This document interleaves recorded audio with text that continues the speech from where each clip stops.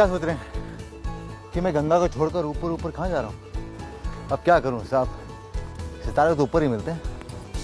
Actually मैं जा रहा हूँ देखने के लिए इंडियाज़ फर्स्ट एस्ट्रोनॉमिकल ऑब्जर्वेटरी, जो कि 1940 तकरीबन 1940 में स्थापित की गई थी, और जहाँ से तब से आज तक चांद, सितारों, नक्षत्रों को पढ़ा जाता है। आई नमस्कार। अरे नमस्कार नमस्कार नमस्कार, आइए खंडेलवाल जी, बहुत बहुत स्वागत है आपका। Thank you very much. ये बताएं पहले तो मुझे एक सेकंड, यहाँ टेलीस्कोप की जरूरत क्या है? ये जमीन से इतना ऊंचा है कि मुझे लग रहा है कि मैं अपनी नॉर्मल आंखों से चांद सितारों को देख सकता हूँ। हाँ, लेकिन फिर भी तारे काफी दूर ही होते हैं, उनको देखने के लिए टेलीस्कोप ही चाहिए। जी बिल्कुल। और आप यहाँ पे आए हैं हमारे उत्तराखंड में जो देवभूमि है, तो हम चाहते हैं कि देवभूमि जो हमारा लोक वाद्य है उससे आपका स्वागत किया जाए। क्या बात है, बहुत बहुत शुक्रिया।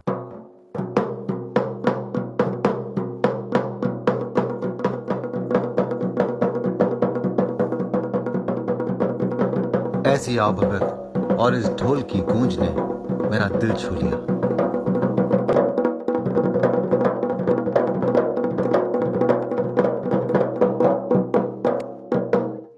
और थैंक यू वेरी मच। जी। इनका भी धन्यवाद कर दूं, बहुत बहुत शुक्रिया इस स्वागत के लिए, बहुत बहुत शुक्रिया। Thank you. हाँ, धन्यवाद आपका जी। और अब आपको आज जो मैं करने के लिए, देखने के लिए आया हूँ। हाँ, यहाँ पर ऐसा है कि ये 1946 में बना है और यहाँ के भारत प्रसिद्ध विद्वान थे आचार्य चक्रधर जोशी, उनके द्वारा स्थापित किया गया था। और सबसे पहले मैं दिखाना चाहूँगा टेलीस्कोप यहाँ पर रखे गए हैं, ये कैसे काम करते हैं और कैसे इनसे दिखता है। तो चलिए। वेधशाला मतलब वेद मतलब? हाँ जी जी। क्या होता है वेद? यानी कि ऑब्जर्वेटरी? हाँ, ऑब्जर्व करना किसी चीज को, और जैसे हम लक्ष्य भेद बोलते हैं वैसे नक्षत्रों का भी भेद होता है। पर आजादी से पहले स्थापना हुई? हाँ, बड़े इसको मतलब कठिन था उस जमाने में, क्योंकि अंग्रेजों का जमाना था और यहाँ लोग इतने जानते भी नहीं थे कि भाई क्या है।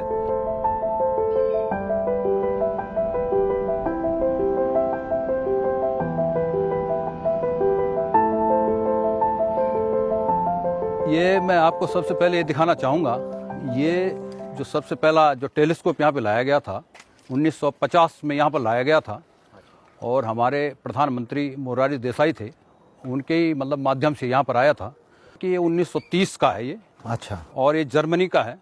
तो पूरे विश्व में केवल 6 ही ऐसे टेलीस्कोप हैं जो रहे हुए हैं। तो ये बड़े हमारे सौभाग्य की बात है कि हमारे जो संस्थान में इस तरह का टेलीस्कोप है जी। और आज भी मतलब इससे आप तारा और ग्रहों को देख सकते हैं।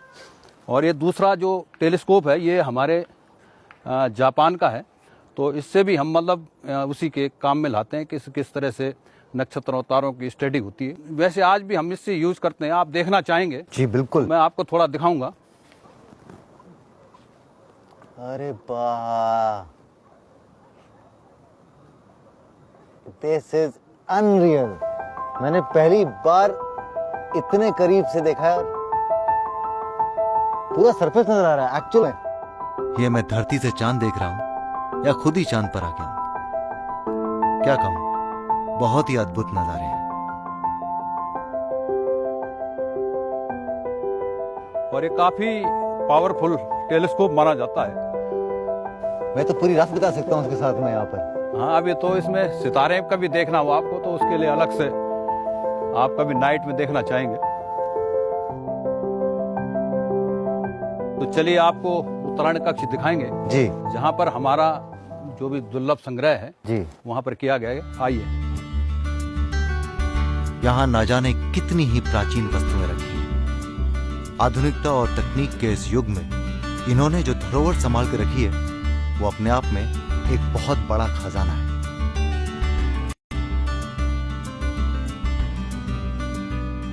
जी नमस्कार।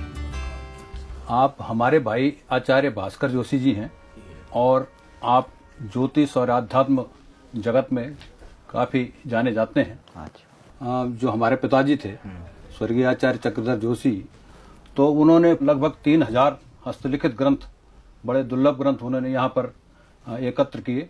सबसे पहले आप ये देखिएगा, ये आपको ऐसे में कुछ दिखाई नहीं देगा इसमें, लेकिन जब आप ध्यान से देखेंगे तो ये हस्तलिखित गीता है।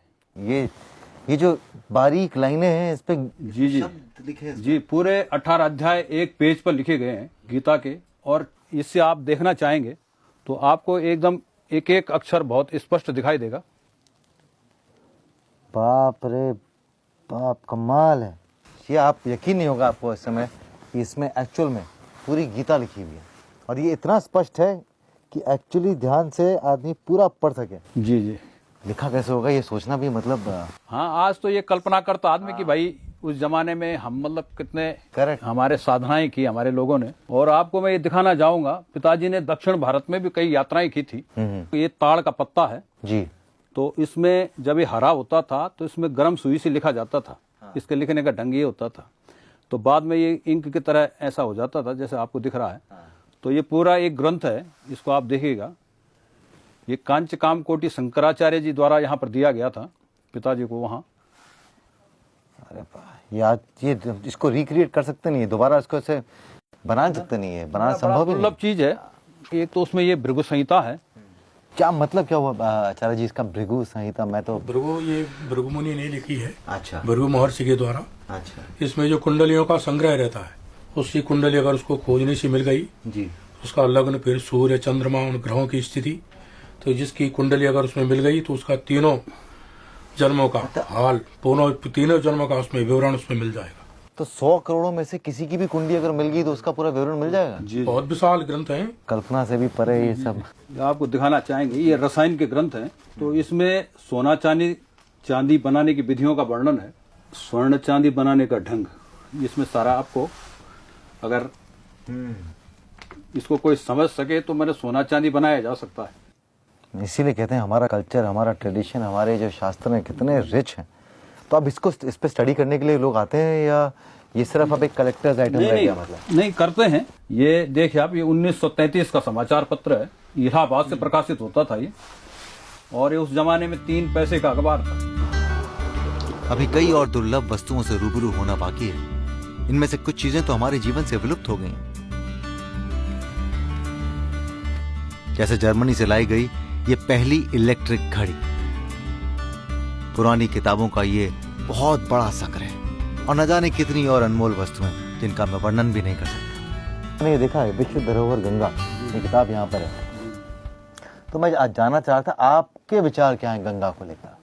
वेदों से लेकर गंगा जी का वर्णन है, तो अत्यंत प्राचीनतम गंगा में, गंगा के बिना भारत की कोई कल्पना नहीं कर सकता। तो अगर हम लोग इसी तरह से गंगा के साथ व्यवहार करते रहेंगे तो एक दिन शायद वो पाताल लोक में चली जाएंगी। इसी जिस दिन गंगा जी नहीं रहेगी उस दिन जो है कुछ नहीं रहेगा।